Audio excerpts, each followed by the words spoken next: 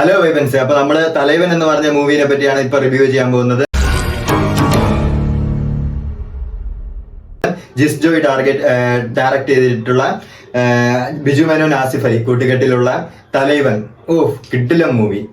അടിപൊളി ബാൻഡർ അടിച്ചിരുന്നു ഈ തിയേറ്ററിൽ. അത്രയ്ക്ക് അടിപൊളി മൂവി. ഫസ്റ്റ് ഹാഫ് എന്ന് പറഞ്ഞു കഴിഞ്ഞാൽ ഒരു കാറിൽ പോകുന്ന സീക്വൻസ് ആണ് അവരുടെ രണ്ടുപേരുടെ ഇൻട്രൊഡക്ഷൻ കാണിക്കുന്നത്. അപ്പം സാധാരണ നമ്മൾ ഈ കണ്ടുവരുന്ന ബിറ്റ് ബോക്സിങ്, മറ്റു കാര്യങ്ങൾ, ബാസ് ബൂസ്റ്റിംഗ്, അങ്ങനത്തെ ഇതിൽ നിന്ന് വ്യത്യസ്തമായിട്ട് വയലിൻ എന്നൊക്കെ കുറെ ഇൻസ്ട്രുമെന്റും കാര്യങ്ങളെല്ലാം യൂസ് ചെയ്തിട്ടുള്ള ഒരു കിടിലം മ്യൂസിക് കമ്പോസിങ് കാര്യങ്ങളൊക്കെ നമുക്ക് ഇതിൽ കാണാൻ പറ്റും. ഇപ്പൊ ഫസ്റ്റ് ഹാഫിൽ ഇവര് ഒരു കാറിൽ സഞ്ചരിക്കുന്നതാണ് അവരുടെ ഇൻട്രൊഡക്ഷൻ. പിന്നെ സ്വാഭാവികമായിട്ട് ഈ പോലീസിലുള്ള ഹൈറാർക്കി കാര്യങ്ങളൊക്കെയാണ് ഈ മൂവിയിൽ പിന്നീട് നമ്മൾ കണ്ടുവരുന്നത്.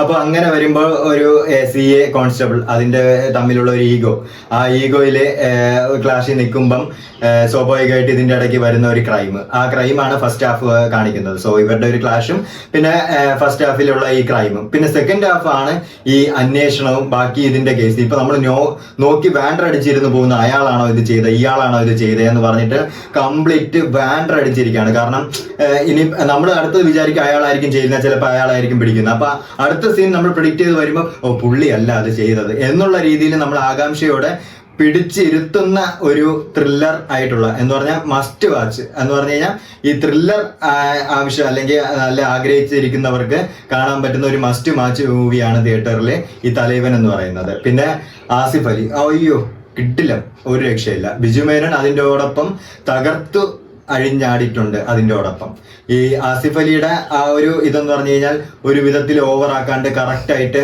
ഈ ബിജു മേനോന്റെ ഒപ്പം ആ ഒരു തട്ടിൽ നിന്ന് കറക്റ്റായിട്ട് അഭിനയിച്ച ആ ഒരു രീതിയിൽ ഇപ്പോഴും ആസിഫ് അലി നല്ല പോലെ അഭിനയിച്ചിട്ടുണ്ട്. അത് മൂവി കാണുമ്പോൾ തന്നെ നമുക്ക് മനസ്സിലാവും. നല്ല രീതിയിൽ അത് വർക്കൗട്ട് ആക്കാൻ ഈ മൂവിയിൽ സാധിച്ചിട്ടുണ്ട്.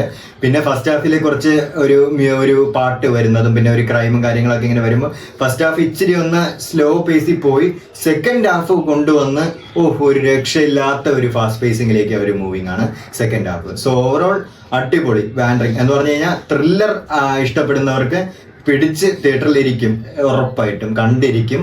അത്രയ്ക്ക് ബാൻഡർ അടിച്ചിരുന്നു. It's a nice good movie for ത്രില്ലർസ്.